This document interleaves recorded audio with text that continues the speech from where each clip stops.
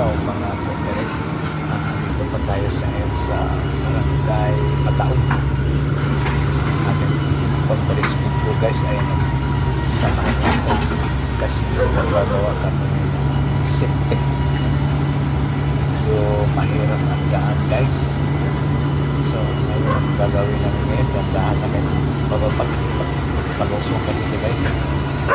Ngayon ang gagawin namin guys, punta kami kung sa unahan, palayan kami ng daanan. Mahirapan ako ito pag nakita ng ulan, hirap na ako pag kalabas ko.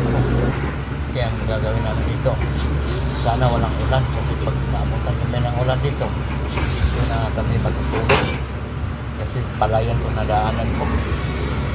Kaya samahan niyo ako guys sa pagkakalamig na sa dulo kasi may baliwan kasi pag nalabas pag nabutan na ng ulan dito ngayon ay na pag-alam kaya sa mga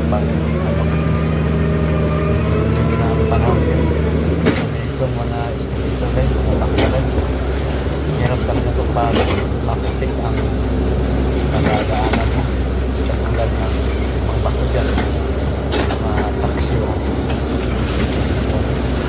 bakal na gulong na dog guys, start dito ngayon talagang garilya kaya dito hindi ako makakapuntan ilulisan ko pa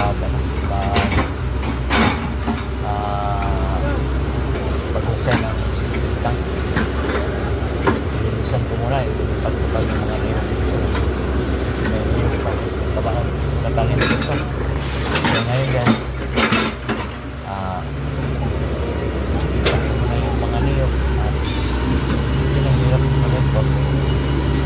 mabaon ka apat na gulong nahirapan ko talaga ito